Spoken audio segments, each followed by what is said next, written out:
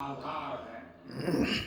राम भारत का विचार है, राम भारत का विधान है, राम भारत की चेतना है, राम भारत का चिंतन है, राम भारत की प्रतिष्ठा है, राम भारत का प्रताप है, राम प्रवाह है, राम प्रभाव है, राम नेति भी है, राम नीति भी है, राम नित्यता भी है, राम निरंतरता भी है, राम विभु है, विशद है, राम व्यापक है, विश्व है, विश्वात्मा है।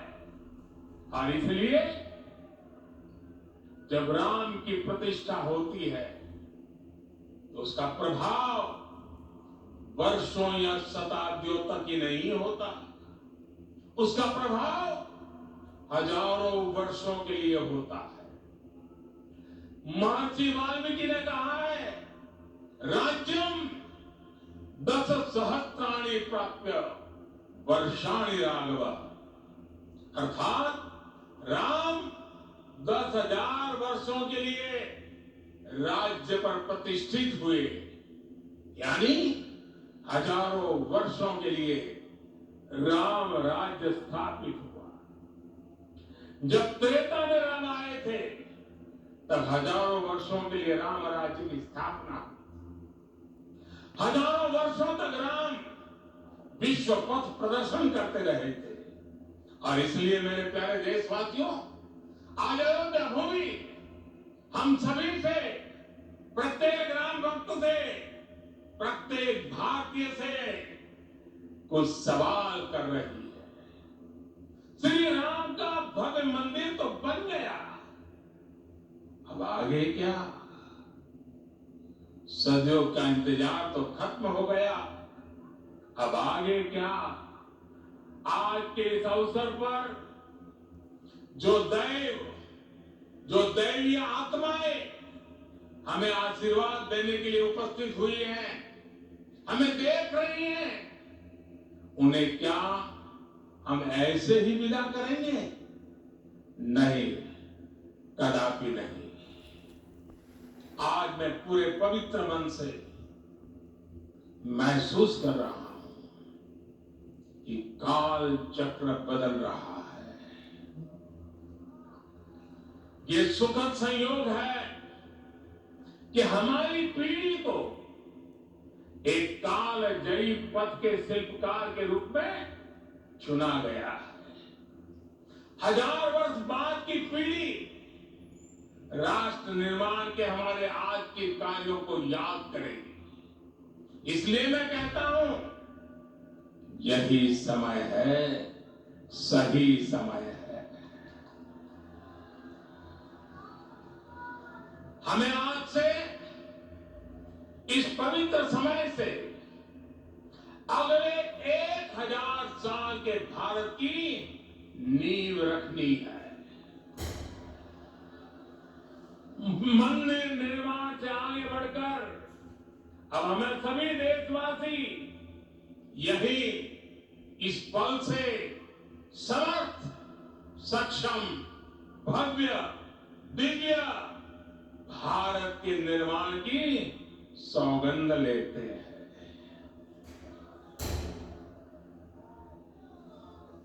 राम के विचार मानस के साथ ही जनमानस में भी हो, यही राष्ट्र निर्माण की सीढ़ी है।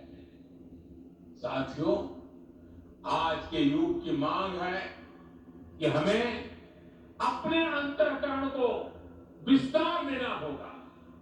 हमारी चेतना का विस्तार देव से देश तक, राम से राष्ट्र तक होना चाहिए। हनुमान जी की भक्ति, हनुमान जी की सेवा, हनुमान जी का समर्पण, ये ऐसे गुण हैं जिन्हें हमें बाहर नहीं खोजना पड़ता।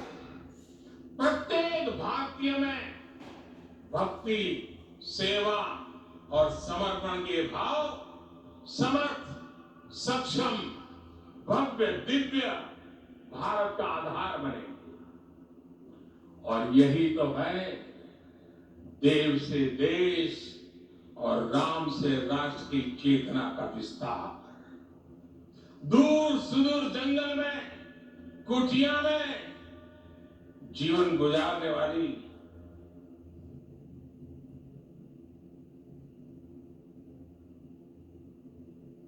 मेरी आदिवासी मां शबरी का ध्यान आते ही अप्रतिम विश्वास जागृत होता है। मां शबरी तो कब से कहती थी, राम आएंगे।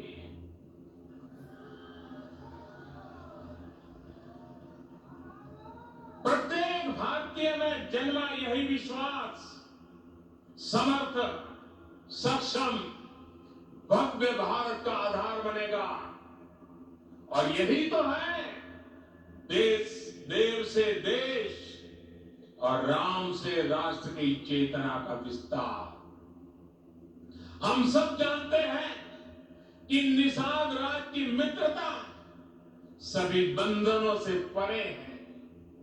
निषाद राज का राम के प्रति सम्मोहन, प्रभु राम का निषाद राज के लिए अपनापन कितना मौलिक है। सब अपने हैं, सभी समान है।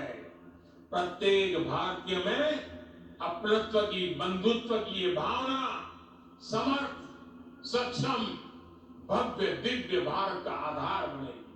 और यही तो है देव से देश और राम से राष्ट्र की चेतना का विस्तार। साथियों, आज देश में निराशा के लिए रत्ती भर भी स्थान नहीं है। मैं तो बहुत सामान्य हूं, मैं तो बहुत छोटा हूं। अगर कोई ये सोचता है तो उसे गिलहरी के योगदान को याद करना चाहिए। गिलहरी का स्मरण ही हमें हमारी इस हिचक को दूर करेगा, हमें सिखाएगा कि छोटे बड़े हर प्रयास की अपनी ताकत होती है, अपना योगदान होता है। और सबके प्रयास की यही भावना समर्थ, सक्षम, भव्य, दिव्य भारत का आधार बनेगी। और यही तो देव से देश और राम से राष्ट्र की चेतना का विस्तार। साथियों, लंकापति रावण प्रकांड ज्ञानी थे, अपार शक्ति के ध्यानी थे, लेकिन जटायु जी की मूल्य निष्ठा देखिए। वे महाबली रावण से भिड़ गए। उन्हें भी पता था कि वो रावण को परास्त नहीं कर पाएंगे, लेकिन फिर भी उन्होंने रावण को चुनौती दी। कर्तव्य की यही पराकाष्ठा समर्थ, सक्षम, भव्य दिव्य भारत का आधार है। और यही तो है देव से देश और राम से राष्ट्र की चेतना का विस्तार। आइए हम संकल्प लें कि राष्ट्र निर्माण के लिए हम अपने जीवन का पल पल लगा देंगे। राम काज से राष्ट्र काज, समय का पल पल, शरीर का कण कण राम समर्पण को राष्ट्र समर्पण के ध्येय से जोड़ देंगे। मेरे देशवासियों, प्रभु श्री राम की हमारी पूजा विशेष होनी चाहिए। ये पूजा स्व से ऊपर उठ करके समष्टि के लिए होनी चाहिए। ये पूजा अहम से उठकर वयम के लिए होनी चाहिए। प्रभु को जो भोग चढ़ेगा वो विकसित भारत के लिए हमारे परिश्रम की पराकाष्ठा का प्रसाद भी होगा। हमें नित्य पराक्रम, पुरुषार्थ, समर्पण का प्रसाद प्रभु राम को चढ़ाना होगा।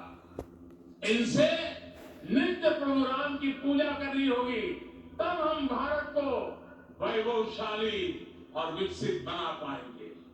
मेरे प्यारे देशवासियों, ये भारत के विकास का अमृत काल है। आज भारत युवा शक्ति की पूंजी से भरा हुआ है, ऊर्जा से भरा हुआ है। ऐसी सकारात्मक परिस्थितियां फिर न जाने कितने समय बाद बनेगी। हमें अब चूकना नहीं है, हमें अब बैठना नहीं है। मैं अपने देश के युवाओं से कहूंगा, आपके सामने हजारों वर्ष की परंपरा की प्रेरणा है। आप भारत की उस पीढ़ी का प्रतिनिधित्व करते हैं जो चांद पर तिरंगा लहरा रही है। वो 15 लाख किलोमीटर की यात्रा करके सूर्य के पास जाकर मिशन आदित्य को सफल बना रही है। जो आसमान में तेजस और सागर में विक्रांत का परचम लहरा रही है। अपनी विरासत पर गर्व करते हुए आपको भारत का नव प्रभात लिखना है। परंपरा की पवित्रता और आधुनिकता की अनंतता दोनों ही पथ पर चलते हुए भारत समृद्धि के लक्ष्य तक पहुंचेगा। मेरे साथियों, आने वाला समय अब सफलता का है। आने वाला समय अब सिद्धि का है। ये भव्य राम मंदिर साक्षी बनेगा भारत के उत्कर्ष का, भारत के उदय का। ये भव्य राम मंदिर साक्षी बनेगा भव्य भारत के अभ्युदय का, विकसित भारत का। ये मंदिर सिखाता है कि अगर लक्ष्य सत्य प्रमाणित हो, अगर लक्ष्य सामूहिकता और संगठित शक्ति से जन्मा हो, तब उस लक्ष्य को प्राप्त करना असंभव नहीं है। ये भारत का समय है और भारत अब आगे बढ़ने वाला है। शताब्दियों की प्रतीक्षा के बाद हम यहां पहुंचे हैं। हम सब ने इस युग का, इस कालखंड का इंतजार किया है। अब हम रुकेंगे नहीं, हम विकास की ऊंचाई पर जाकर ही रहेंगे। इसी भाव के साथ रामलला के चरणों में प्रणाम करते हुए आप सभी को बहुत बहुत शुभकामनाएं। सभी संतों के चरणों में मेरे प्रणाम। सियावर रामचंद्र की जय। सियावर रामचंद्र की जय। सियावर रामचंद्र की जय हो।